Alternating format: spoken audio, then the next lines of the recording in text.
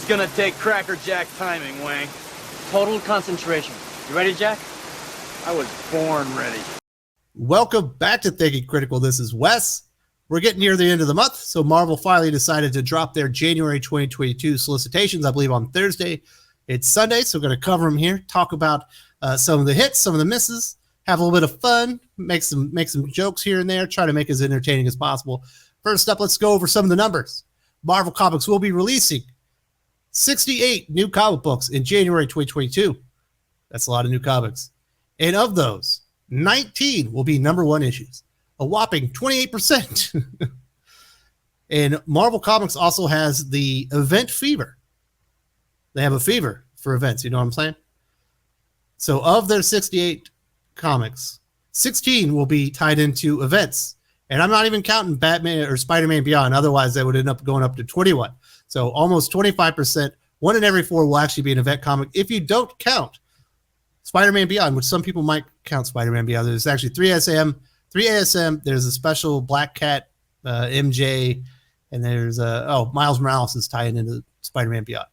So those events are Devil's Reign with 8 issues, Death of Doctor Strange with 2, Wolverine with 4, or the 10 Lives and Deaths of Wolverine with 4, and Fantastic Four Reckoning War gets started out. It has 2 issues. 8 issues of Devil's Reign. I am shocked that Marvel has decided that the Daredevil story by Chip Zdarsky and Marco Checchetto would need this many tie-ins. I'm a huge fan of Chip Zdarsky's Daredevil run. I do think that it has gone downhill a little bit, probably the last 6 months. Not because Elektra is the new Daredevil. Actually, I think that story's going along fine. It's because Matt Murdock is so boring, and he just kind of hates himself as he leaves himself in prison, even though he's been given multiple opportunities to get out. So I don't think that part has worked. Hopefully, in Devil's Reign, Matt Murdock will not be in prison. I'm almost certain that that's going to be the case. But this Daredevil raid, outside of a couple exceptions, has been really tight. It hasn't crossed over out into the Marvel 616 that often. We did see a couple an appearance by Spider-Man and an appearance by Luke Cage, Iron Fist, Jessica Jones early on when Matt Murdock killed somebody on accident. We also saw them all come back for another time to talk to him before he went to prison. So we've had a couple of appearances by characters that would be in New York to kind of talk to him. And we certainly saw Daredevil appear in the King in Black event, and there was a couple tie-ins to that, which I thought were actually pretty good, because I thought King in Black for the most part was good. And those were the best tie-ins outside of Venom. But doing an enormous Marvel crossover with eight comic books tied into the event for what a lot of people haven't been reading in Daredevil, I think is crazy. Are we going to get that for 3 months? Is this going to be a 40 issue, 45 issue crossover event? Does the story in Chip Zdarsky's Daredevil really warrant that big of a crossover? I would say no, even though I'm really liking the story. And I think if anything, all these tie-ins are actually going to detract from an overall story and really water down and make this less than it should be. Because Chip Zdarsky's been doing such a great job. Obviously, Marco Checchetto's been killing it, but obviously they're not going to be writing all those comic books. Chip is going to be writing the Woman Without Fear tie-ins, but all the rest are other less than creators for the most part. So I do think I'm a little bit disappointed that they're going so big with Devil's Reign. It doesn't feel like the events within Daredevil warrant this big of a crossover, and I think it's a mistake. Personally, still going to read Devil's Reign. I'm going to read the Woman Without Fear stuff, but I'll probably be skipping the rest. Not probably. I'll be skipping the rest because I just don't got time for it. But there are plenty of Marvel comic books to be looking forward to. I've got a list of what I think are going to be your best bets. We'll cover them all here in the channel. I'll wrap it up at the end. I'll cover it again. There's certainly more Marvel comics, in my opinion, in January 22 worth reading than there are DC comics. I'm actually quite fatigued with DC at this point. I think they've gone really downhill, whereas it feels like Marvel is kind of plateaued, and it's not all good, but there's more good at Marvel than there is at DC these days.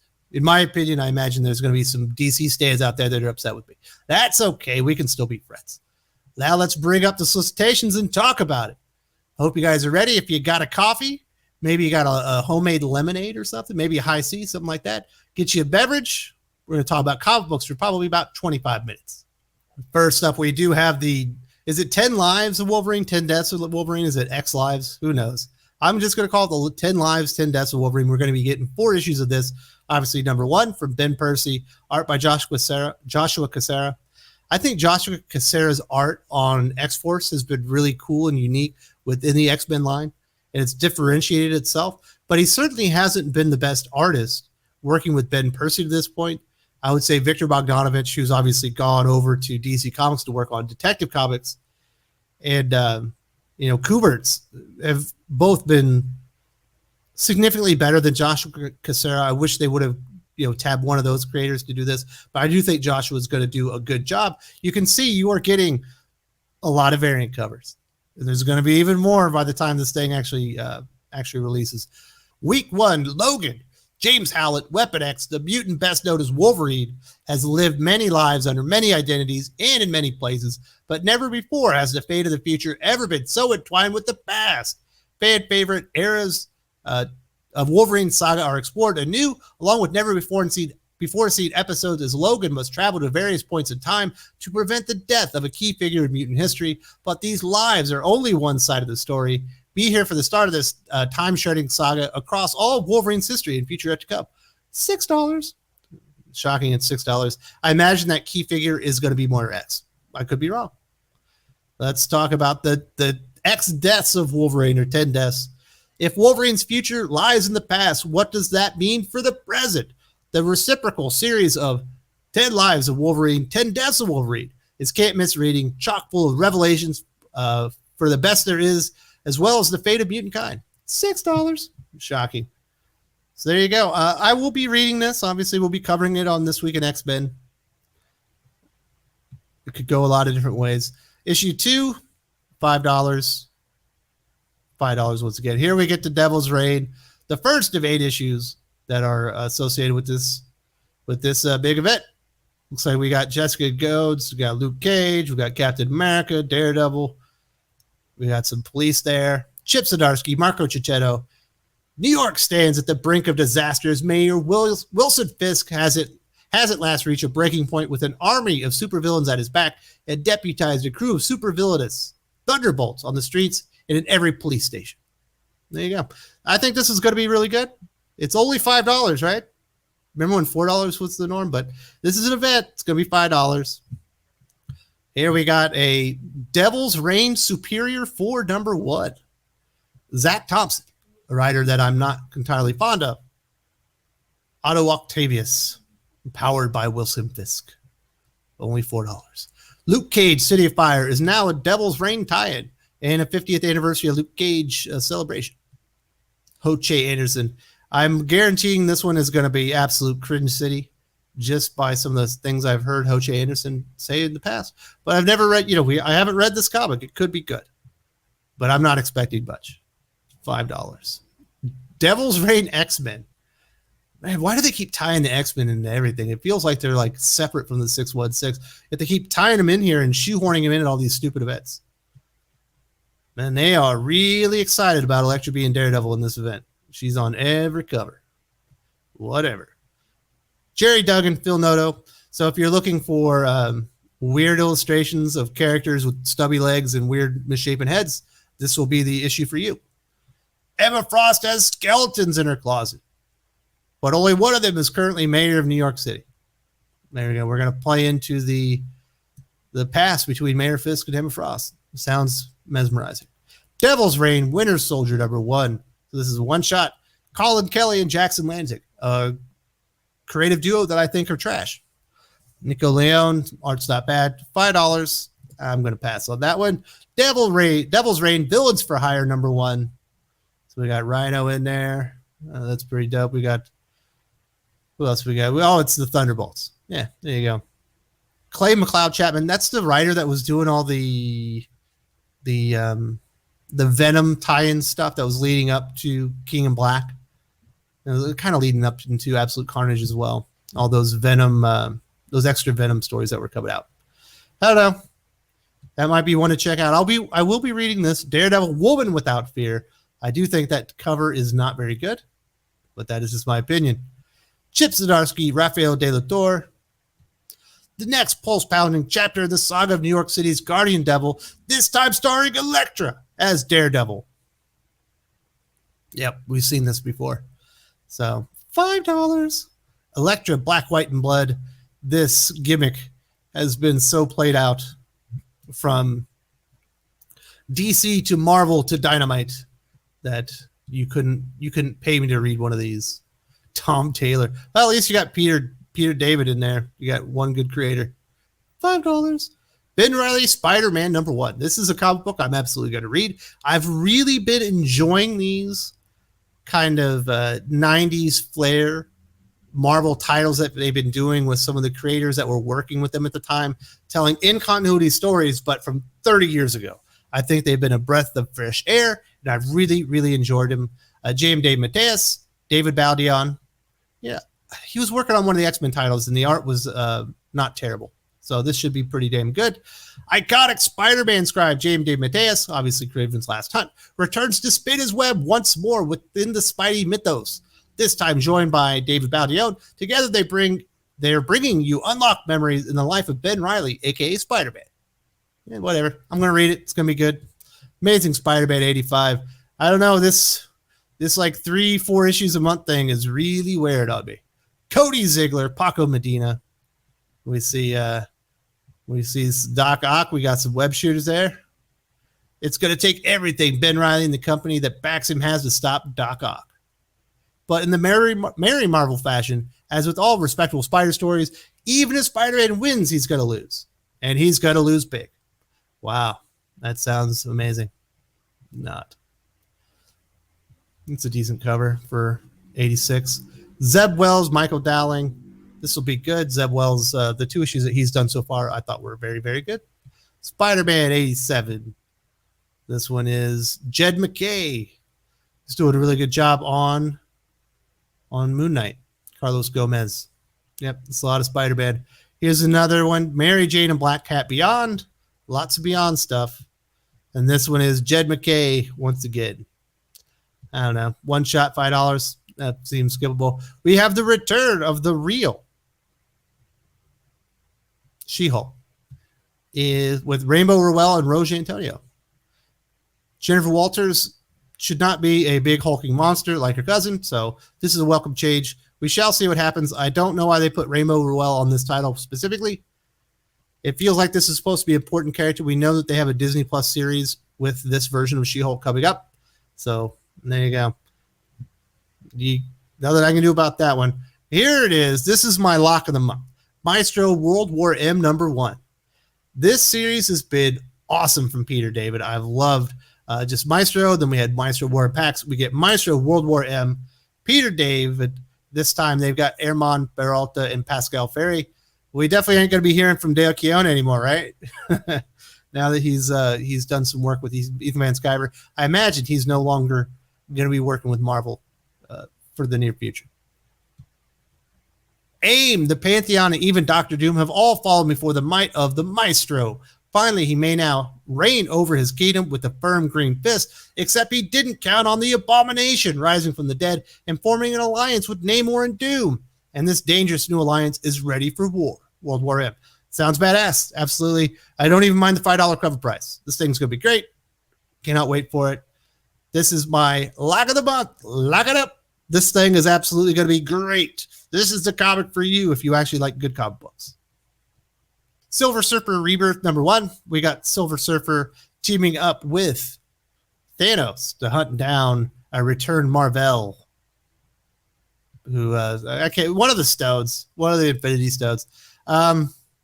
This is also one of those homage kind of back to the 90s comics. Ron Mars is just a bad person, in my opinion. I don't respect him as a human being, so I certainly won't be supporting this comic book. Sabretooth, #1 of 5. Victor Lavelle. I read his recent series that was on Boom, Eve. I liked it. I do know that he seems to be a little off his rocker if you look at him on social media. I don't know about that. I'm excited about this. I think the Sabretooth story within House of X Power to 10 and, I thought that was a good story. I can't wait to see him come back, and I hope he unleashes hell. How's that? I think it's going to be good. And I think I personally believe that this character will return in Inferno before it's over. Silk number 1. I thought Silk was ongoing. Did they cancel Silk and I didn't know it? Didn't we just have a Silk comic? Emily Kim. Takeshi Miyazawa. I don't know. If you can't get enough Spider-Man. Oh, there's a lot of Spider-Man out there. Maybe this is the comic book for you. I think Silk's got a good design. It's never really been my go-to character, but I don't know if they put a good writer on this, I would absolutely read the series. Fantastic Four Reckoning War Alpha. Dan Slott is describing this as his Star Wars. Maybe it's his sequel trilogy. Who's looking forward to a Dan Slott Fantastic Four event after his Fantastic Four event? It's been miles better than his Iron Man run, but it hasn't been that good. He's actually been doing stuff, but you can't will these things into existence. That's why nobody cares about events anymore, because of crap like this coming out. Just because you always plan for it, if it's not the right time, you don't execute it. Now's not the right time for a Dan Slott event. No one is talking about Fantastic Four right now. 15 years in the making. No one cares. $5. Yeah, that's $4.50 too much in my opinion. Whatever, bruh. And we've got a Reckoning War tie-in, Fantastic Four 40, Dan Slott and Rachel Stott. The opening of the Reckoning War has left Earth in complete and utter chaos. I wonder if, since Earth is in complete and utter chaos, will we see this throughout the entire Marvel Universe while we're reading Devil's Reign, the other event that's happening at the exact same time? You know what I mean? There's no cohesiveness. This event, this story, whether Dan Slott has been working for 15 years for it or not, should not be happening right now. It's absolutely ridiculous. Who gives a shit? Avengers Forever number 2. I'm going to be honest. This is an idea that I would be into if it wasn't for Jason Aaron and his putrid run on Avengers, which somehow has gotten better with World War She-Hulk, and it ain't that good. The Thing, 3 of 6. This is something I'm definitely going to be reading. I was told, I said, hey, I don't know this Walter Mosley. People are like, you are an idiot, Wes. You need to get this Walter Mosley comic. So, all right, I'm going to do it. I love The Thing. I love its clobbering time. Whenever my baby starts drooling now, I go, it's slobbering time. And my wife doesn't get the joke because she doesn't know who The Thing is. But I do like it. This, obviously, we've seen this cover a lot. It was the last one I seen do this one. Fucking Justin Trudeau, whatever. It's time for the greatest rematch in the cosmos as Ben Grimm collides with the old sparring partner, the champion of the universe, once more. Yeah, I'm going to read it. It's going to be fun. Black Panther Legends 3 of 4. I don't know, man. Don't know anyone that's working on this series. Captain America Iron Man number 3, Derek Landy. This feels like a pass. They haven't done anything worth reading on Captain America in a long time. Black Panther number 3. I guess this is also issue number 3 or 200. It's kind of crazy that this isn't like the featured comic book, or at least up there in the top 5 or 10. They really just are not prioritizing Black Panther at all within Marvel Comics, which is shocking. He's such an important part, integral figure moving forward within the MCU, at least the name itself. Unfortunately, we did lose Chadwick Boseman far too early. But John Ridley, Juan Cabal, $6. $6. Nah. Kate Bishop, Hawkeye. I'm going to watch the series on HBO Max. I think Haley Steinfeld's a good actress. I think it's going to be good. Miss Marvel Beyond the Limit number 2, Samira Ahmed. Nah. Hulk number 3. This is a pretty decent cover here. I don't know that I love that version of Wolverine, but I do love this version of Hulk. That's pretty good. Donny Cates and Ryan Otley. Smashtronaut. That's a pretty damn good name for a story arc. There is another Bruce Banner, but where is his Hulk? The answer to that question, well, it's a doozy, and it's about to change our Hulk's entire course of action. The most insane, action-packed Hulk story you've ever read gets even more epic as Donny Cates and Ryan Otley take things to a whole nother level. Hey, sounds readable to me. Dark Ages #4. I'm not reading anything by Tom Taylor that isn't Superman, Son of Kal-El, and Nightwing, because I actually think those characters are important. So I will continue to report on everything that he destroys, and I'm not reading anything else until he gets on a Batman book. Well, I guess I am reading Batman the Detective. You know, unless it's a character like that, I just don't have time for Tom Taylor. Venom #4. Ram V. Brian Hitch. Man, this stuff is so confusing. I thought Al Ewing and Brian Hitch were doing the story about Eddie Brock, and then Ram V and another artist were doing the story about Dylan Brock. They're making this thing too confusing. X-Men Legends #11. This is a must read. Definitely in consideration for the Lead Pipe Block of the Week or the month. We got the Simonsons, Wheezy and Walt, telling a one-shot X-Men Legends in the X-Factor time period. Apocalypse's horsemen ride for the New Mutants, just in time to celebrate 40 years of the original New Mutants. Catch up with some old friends like Sunspot, Cannonball, Wolfsbane, Boom Boom, Danny Moonstar, Richter, and more as Caliban lead Pestilence and War and the remaining horsemen of Apocalypse in a hunt for new blood. Yeah, it's going to be fun. Walt Simonson, one of the few artists in there that does not degrade. Like, his abilities don't degrade with age. It's insane. X-Men #7. I thought X-Men were going on hiatus while this 10 lives, 10 deaths shit happened. Jerry Duggan, Pepe the Raz returning. Dr. Stasis makes his deadliest move yet. I'll still be reading it. Marauders Annual #1. The arrival of Steve Orlando. It's pretty bad when Steve Orlando was your big free agent signing. I'm just saying, not that he's the worst thing ever, but he ain't that good. $5. I don't know. This is a skip, Rudy. It's got to be. There's no way you're reading that crap. I don't get this. We got the Vita Ayala, Rod Reese, New Mutants 25. I thought Madeline Pryor was coming back in the final issue of Hellions. Why is she in New Mutants?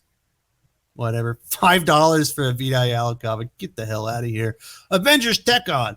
I tried it. Everyone's like, you got to read it. Give this Jim Zub series a chance. I couldn't take it. It just wasn't for me. I think the concept behind it is awful. Fantastic Four Life Story #6. Mark Russell's attempt at doing something serious just dies a slow, painful death as no one's reading this comic book. It was absolutely awful. I think he ran everyone off by the second issue. Not surprised. Mark Russell sucks. Moon Knight #7. This is a must read. This is the best ongoing series now that we've got Daredevil on hiatus, or perhaps even canceled to be rebooted at Marvel Comics. Moon Knight #7, Jed McKay, Federico Sabatini. How do you fight someone that no one knows? Moon Knight is out for blood and hits the streets armed with only a name, but he soon finds that in the twilight half-world of New York City supervillainy, sometimes the streets hit back. I'm going to be honest, that solicitation sucks, but I'm guaranteeing you this comic book's going to be good. It's been great so far. Dr. Death, Strange, or Dr. Death, Death of Doctor Strange, Bloodstone #1. Aren't I a moron? Tinny Howard. $5 for a Tinny Howard comic. Get out of here. Death of Doctor Strange #5. Jed McKay, Lee Garbett. I don't know. Is there going to be a new Sorcerer Supreme? Is it just going to be a young version of Doctor Strange? Who knows? Defenders 505. Al Ewing, Javier Rodriguez. I couldn't get into the stupid Cosmic Mask Ghost Rider cowboy thingy. It was stupid when he introduced it, and I never cared when it came back. Avengers 52. Jason Aaron, Juan Frigeri. The new Masters of Evil are here. Oh my goodness, look at those Masters of Evil. They look so villainous. I'm going to pass. Spider-Woman 19. Devil's Reign tie-in. Nope. Miles Morales, Spider-Man Beyond tie-in. Nope. The Marvels. Kurt Busiek, another guy that's just a hateful person. Nah. Phoenix Song, Echo 4-5. Rebecca Roanhorse. Luca Maresca and Kyle Charles. Does anyone care that Echo is the new Phoenix? I haven't met a person that cares. I'm certainly not one of them. This thing has been awful. We've got Iron Man 16, Christopher Cantwell, or Christopher Can't Write Well. The Iron God. Let me do it. Oh, but the Iron God. Get out of here. This sounds so stupid. Black Widow 14. I've heard good things about this, but I have not read it. Captain Marvel 36. Shocking that this is still going on. The last of the Marvel's finale. So there you go. Shang-Chi number 8. I tried to read this series. It just wasn't for me. Eternals number 9. Whatever. This is definitely worth reading. Strange Academy 15. I've really enjoyed this series. Scotty Young, Humberto Ramos. I think it's been a really fun read. If you got kids and you want to get them into comic books, you've got the Hogwarts of Marvel right here. This is what DC Comics wishes they had with Teen Titans Academy. This thing is a lot of fun. The art's good. The writing's quality. The characters are at least interesting and bearable, which is more than you can say. Well, I mean, the art's good in Teen Titans Academy, but everything else is just atrocious. They wish they had this. Not every student is competing at the same level, and Calvin has a trick up his sleeve thanks to his new mysterious friend, Gaslamp. Anyone else thinking Thor has just kind of lost steam lately?